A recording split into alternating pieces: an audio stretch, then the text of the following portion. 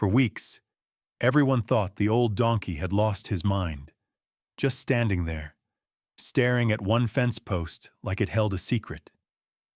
Then one quiet morning, the ground trembled, and the rotten post gave way. But what was found beneath left the whole town frozen solid. No one could believe it, and no one could explain it.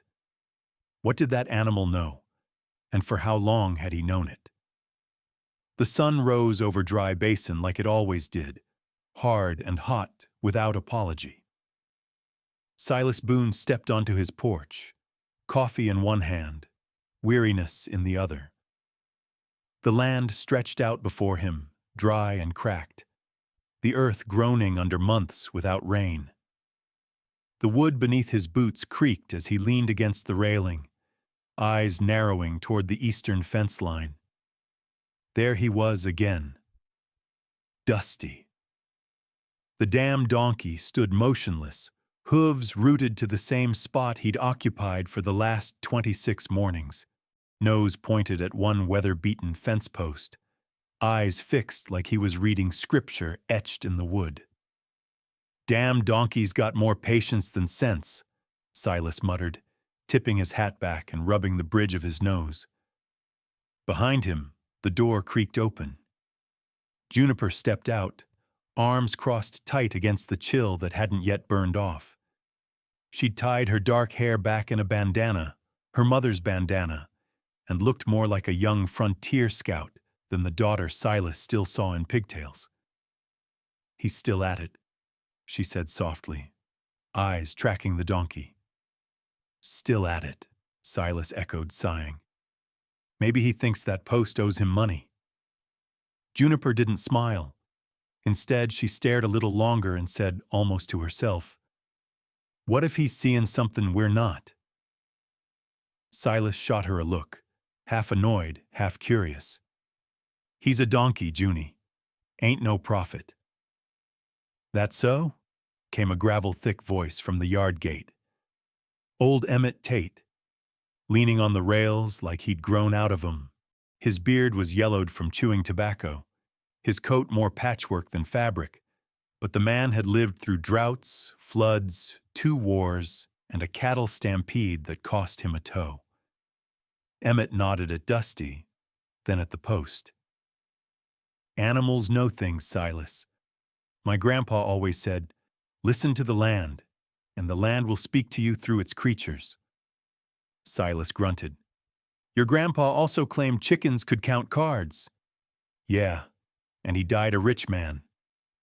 They stood in silence after that. Dusty didn't move, not an inch. Only his ears twitched like satellite dishes tuned into something just under the soil. That night, Dusty stayed later than ever, standing beneath the moonlight, silhouetted against the creaking post.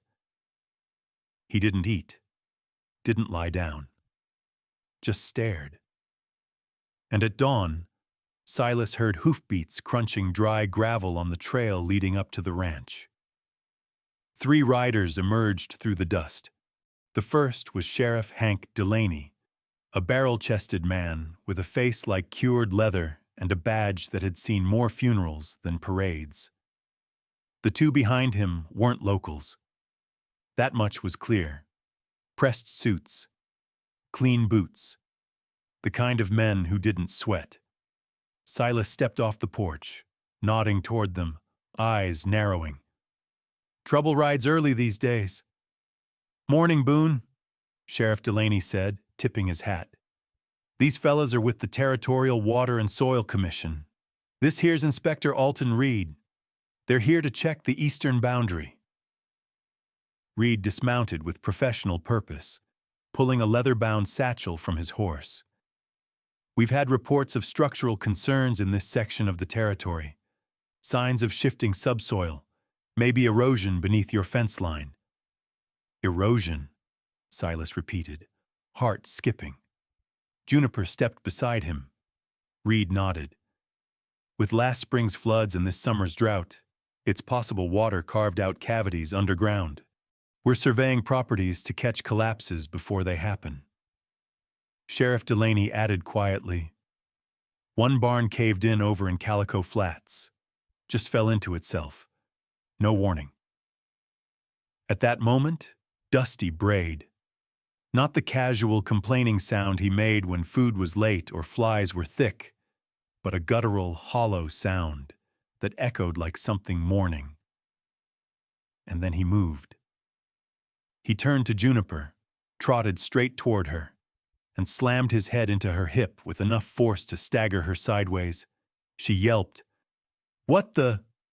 Dusty spun back and faced the post again, then took 3 stomping steps away from it. Ears pinned back, body tense.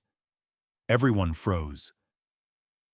Inspector Reed stepped forward, hammer in hand, and tapped the base of the post once.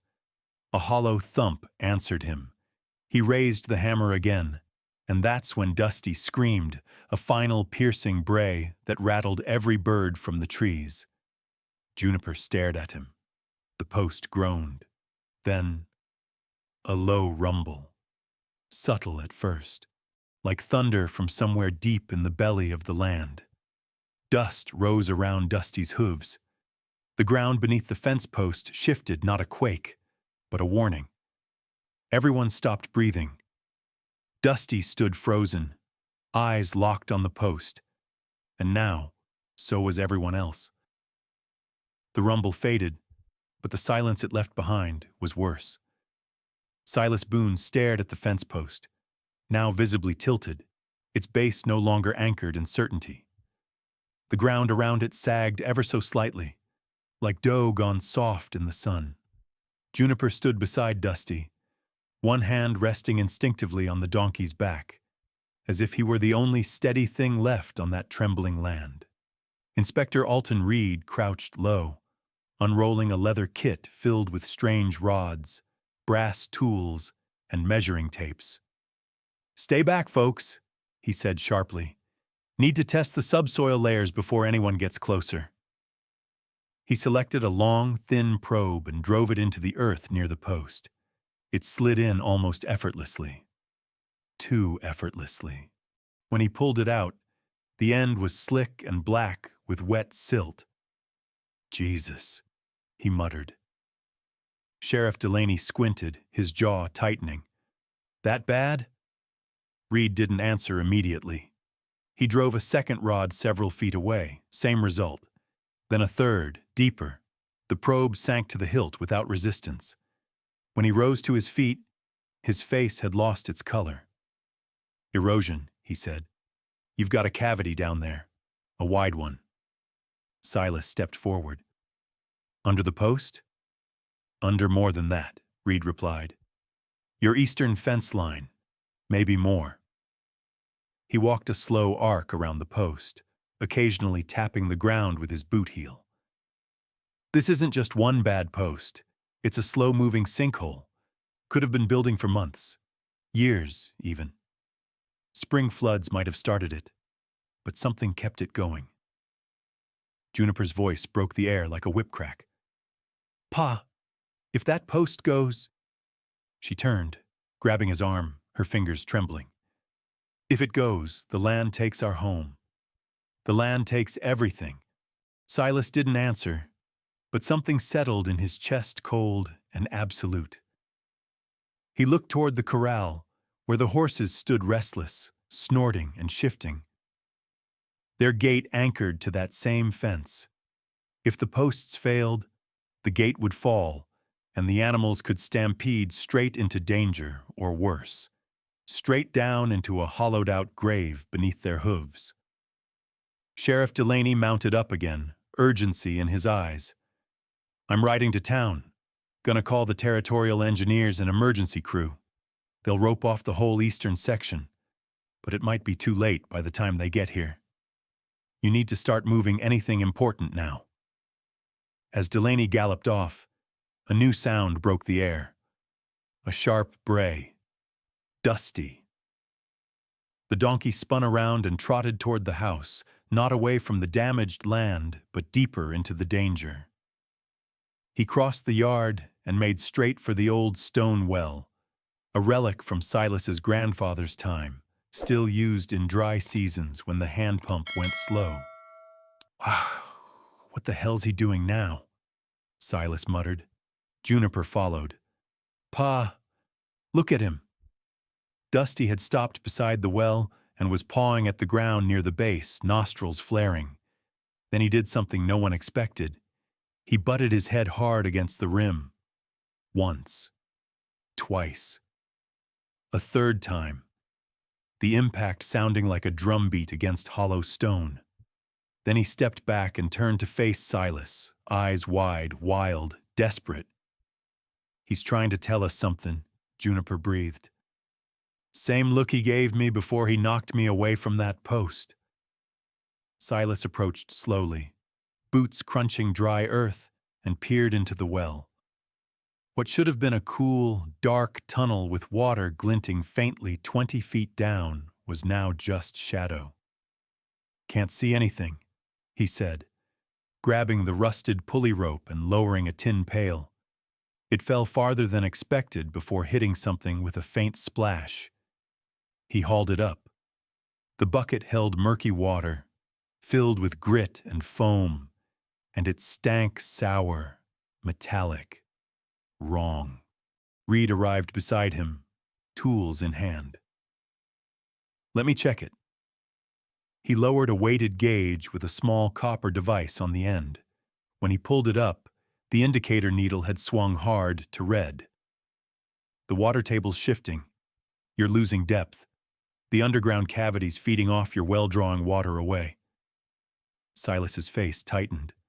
If that well goes dry, you won't just lose a fence, Reed finished grimly. You'll lose the house, your water source, maybe the land itself. Juniper turned, eyes scanning the landscape. So what now? Just wait for the ground to give out? Reed looked toward the corral, then at the house, then at Dusty, who hadn't moved. The donkey stood like a sentinel at the well's edge, still staring at the stone, as if daring it to collapse. No, the inspector said slowly. We evacuate. Everything that matters. Horses, supplies, you and the girl. Start pulling what you can out of the house. If this thing widens... A low groan echoed beneath their feet. Everyone froze. Dusty took 3 steps backward, staring hard at the well, his ears twitching toward the east. Silas swallowed hard. The land had always been his anchor, something you could count on. It didn't move. It didn't lie. Until now. He looked toward the horizon, toward the dry wind blowing across brittle grass, toward the crooked fence line now sagging like a question mark. And then he looked at Dusty. No longer just a beast of burden, no longer just a poker table prize, but something else entirely. A watcher, a messenger, a guardian. And Silas Boone finally understood. The donkey had been listening to the land long before any man bothered to. The heat rolled in by mid-morning, hanging heavy over Dry Basin like a curtain soaked in dust. But the air on Silas Boone's ranch had a different weight now, thicker, tauter, like it was bracing for something. Even the insects seemed to hush. Silas moved like a man being followed by a shadow he couldn't shake. With Juniper's help, he'd managed to gather their most essential belongings, saddles, water skins, preserved meat, and tools, and lay them by the western fence line. The horses were restless in the corral, noses flaring, hooves clattering against the dry, packed ground. Every time the wind changed direction, they snorted as if sniffing for the coming danger. Don't like how they're actin', Juniper muttered, stroking Luna's neck. The mare's ears twitched with each distant groan from the earth. They're feeling it, Silas said. Same as Dusty. Speaking of which, Dusty stood squarely between the horses and the gate, not moving, not blinking, like a sentry guarding a crumbling castle. Inspector Reed finished driving another probe into the dirt near the eastern fence. It sank in too fast. He pulled it up and checked the gauge. "Sinkholes spreading," he said, voice low. "Faster than I figured. Must be a secondary chamber beneath it." "How far west?" Silas asked. Reed pointed with the rod. "At least to the center of the corral. Maybe more. We've got to get those horses out now." Silas turned to the gate, but Dusty didn't budge. "Dusty, move!" he barked. The donkey brayed once, a short, sharp cry. Then he trotted away, not randomly, but with unmistakable direction, toward the far western side of the corral, where an old section of fence leaned against bedrock. Reed squinted. "That area's on the high-shelf solid stone underneath." Dusty stopped and pawed at the earth there. 3 times. Then he turned and stared back, ears up, body tense. Silas understood. "We're making a new gate," he said. "Right where he's standing. With Sheriff Delaney back now, they tore down the fence at Dusty's chosen point. Posts came out quick, rails tossed aside. The ground beneath was firm, no sag, no give. Just dry, hard-packed earth laid down by centuries. Juniper took the lead. She moved into the corral with slow, measured steps, speaking soft and low. "Easy now, Luna. That's it, girl. Follow me." The chestnut mare stepped forward, nostrils wide, eyes wary. Behind her, the others shifted uneasily. Dusty took up position at the head of the makeshift corridor, flanking the edge of the cleared fence like a crossing guard. He pawed once, then held still. "Keep 'em single file," Reed said. "Too much weight in one spot and we lose the whole path." One by one, the horses followed Juniper. Dusty stood firm at the bottleneck, sometimes nudging a nervous colt with his nose, sometimes blocking one from straying too close to the crumbling middle line. Silas watched it all unfold like a procession across a tightrope. His life's worth walking on the edge of ruin, but as the last filly stepped into safety, the sound came. A crack, loud and final. They all turned. The original fence post, Dusty's post, tilted sharply. Then it vanished with a sickening, splintering pop, as if the earth had snapped its jaw shut. A heartbeat later, the ground tore open, jagged and wide. The eastern half of the corral buckled inward. Dirt collapsed like sand around a draining basin. The horses whinnied in terror. Luna reared, but Juniper had her reins firm. Dusty didn't flinch. He stood watching the collapse like he'd known it was coming, and he had. "Dear God," Sheriff Delaney whispered. "We were walking the edge of a grave." "No," Silas murmured. "We were following the one soul who knew where not to step." Dusty didn't stay still for long. He turned from the sinkhole, then trotted toward the northwest corner of the yard, beyond the well. It was an open patch of land no one gave much thought to. Nothing grew there but buffalo grass and a few prickly pears. Juniper frowned. "Where's he going now?" Reed followed slowly, notebook in hand.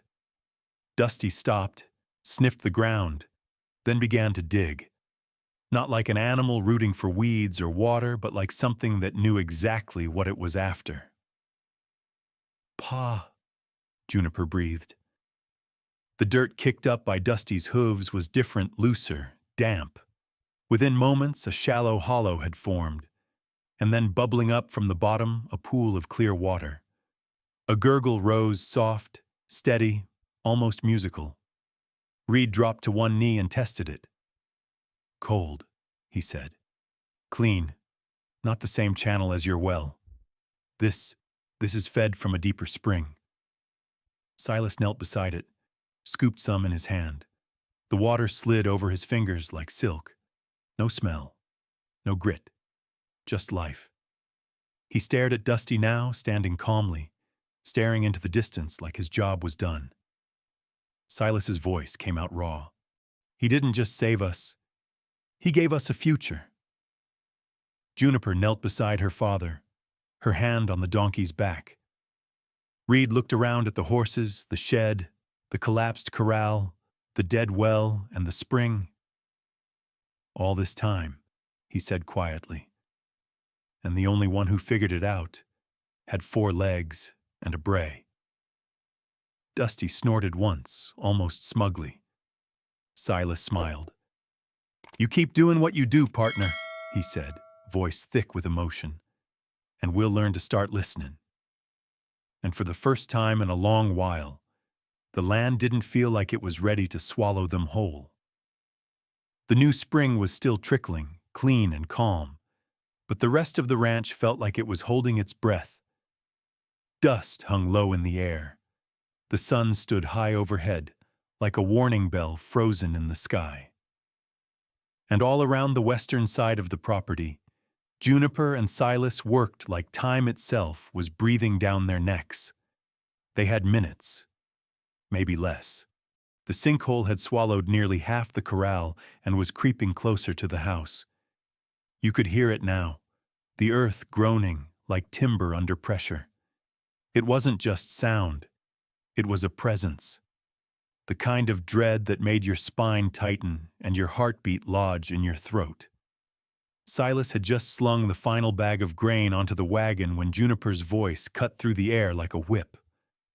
"Pamama's portrait, the strongbox." Silas turned his head so fast his neck popped. The house. They hadn't emptied it. Not completely. Inside was the strongbox land deeds, marriage papers, silver coins from his grandfather's war chest.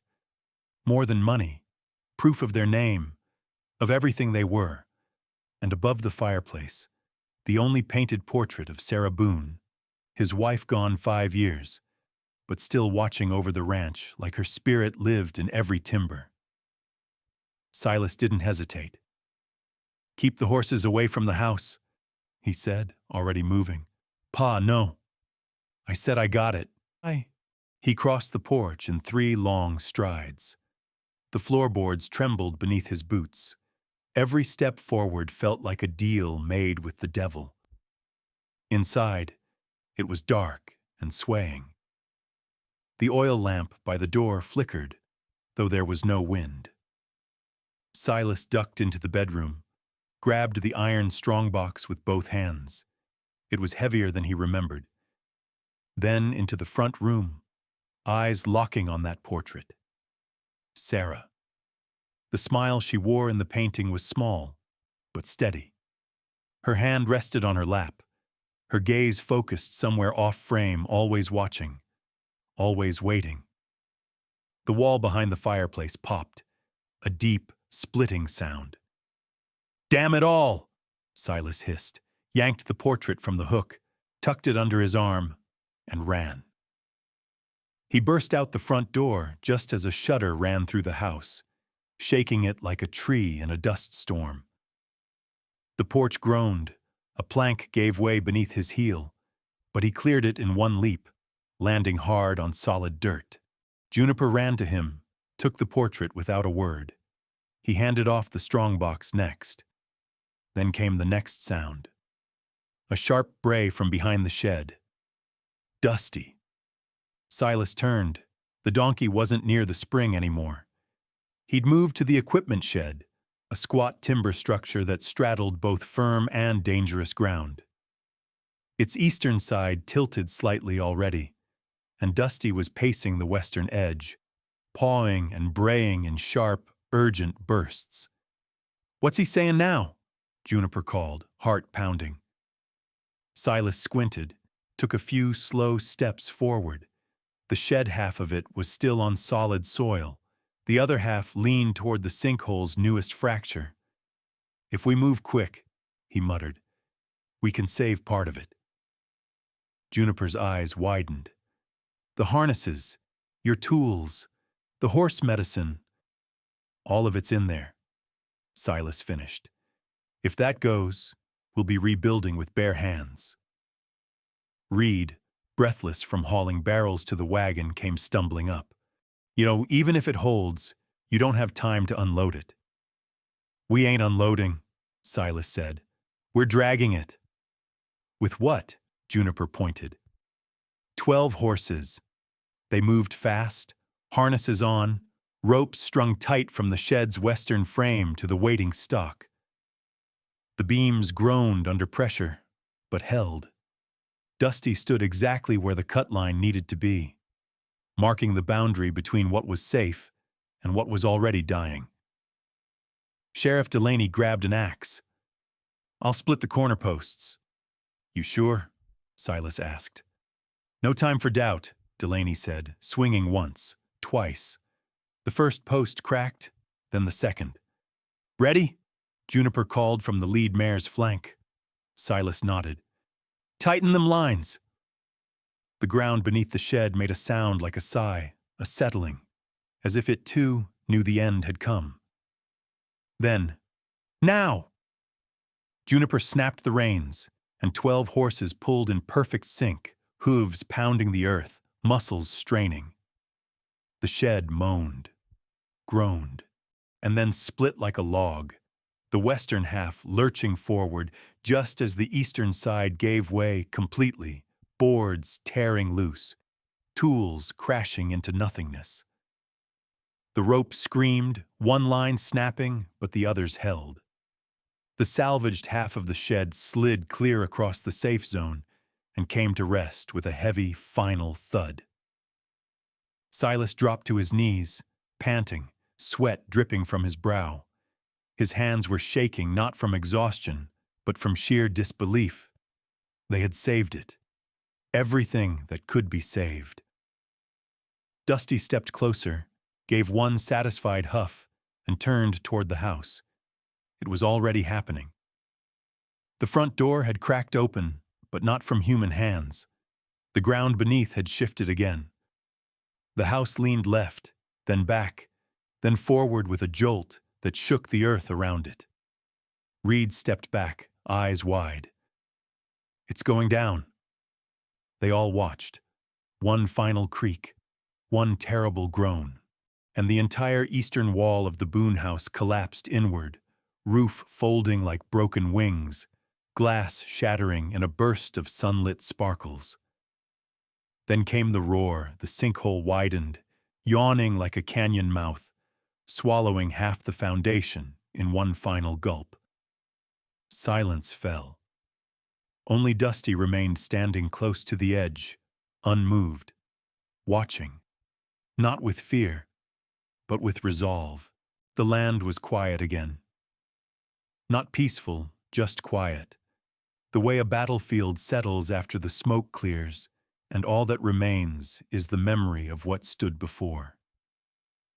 Where the Boone house had once anchored generations, now yawned a crater nearly 50 feet across, its jagged edge rimmed with scorched earth and fractured timber. The last groans of collapse had long since faded, but the smell of crushed soil and splintered pine still clung to the air like grief. Yet even here, where the ground had opened like a wound, life refused to vanish. The spring Dusty had unearthed bubbled steadily, a clear, gurgling ribbon cutting through the silence. It had spread into a shallow pool over the past few days, feeding thirsty soil and drawing birds, rabbits, and just this morning, a pair of wild mustangs to its edge. Juniper called it the Miracle Pond. Silas hadn't argued. He stood now at the edge of that water, boots planted firm in the same ground that had tried to take everything from him. The wind lifted his hat just enough to cool the sweat on his brow. Behind him, the salvaged half of the equipment shed stood like a battered but proud survivor. Their tools, their grain, the medicine, it had all made it through. And so had they. Juniper stepped beside him, holding 2 cups fashioned from cut gourds. She handed one to Silas and kept one for herself. To the dumbest donkey in the territory, she said with a half-smile. Silas sipped, then glanced over his shoulder. Dusty stood at the top of a nearby ridge, the same one where he'd first stopped staring at that fateful fence post and started watching everything. His ears twitched lazily in the breeze, tail flicking now and then. A monarch butterfly landed briefly on his back. He didn't move. "Dumbest?" Silas murmured. "Or the wisest?" Juniper tilted her head. "I still can't explain how he knew." "Don't need to explain it," Silas said. "Just need to respect it." Over the following weeks, life returned. Not to what it was, but to what it could be. Silas and Juniper built a small cabin on higher western ground, close to the new spring, shaded by cottonwoods, and far from the faulted soil of their past. It was humbler than their old home, but stronger, firmer, framed with wood that didn't carry the weight of memories too heavy to bear.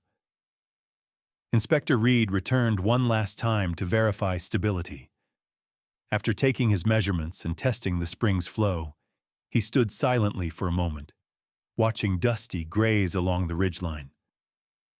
"I've worked 30 years in soil," Reed said, "and I've never seen an animal act like that. Never seen a donkey do anything but eat, sleep, and stubborn up. But this one, he read the ground better than we did." Silas just nodded. "He's been listening. Long before we started." The sinkhole eventually filled with rainwater and runoff from the spring. It never completely vanished, too deep, too wide, but it transformed.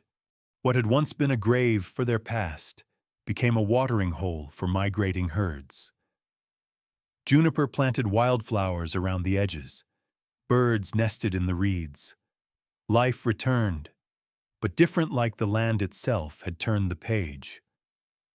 Silas carved a sign from a slab of cedar and nailed it above the new corral gate. "This land stands because one donkey refused to look away." It was a simple truth, and one they'd carry with them long after Dusty's bray faded from the ridge. One late afternoon, Silas walked alone out to the spring. Dusty was already there, drinking slowly, tail swishing in rhythm with the rustling grass. Silas didn't speak right away. He just stood, listening to the same wind that had whispered warnings they were too slow to hear. Then quietly, he said, "You saw it all coming, didn't you, partner?" Dusty didn't respond, not with sound, but he turned his head, met Silas's eyes, and gave the slightest nod. Maybe it was nothing. Maybe it was everything. That night, as the stars came out one by one and coyotes sang from distant hills, Silas sat on the porch of the new cabin. Juniper was inside, humming low as she sorted seeds for spring planting, and Dusty lay curled beneath the cottonwood tree, one eye open, ears twitching toward the darkness.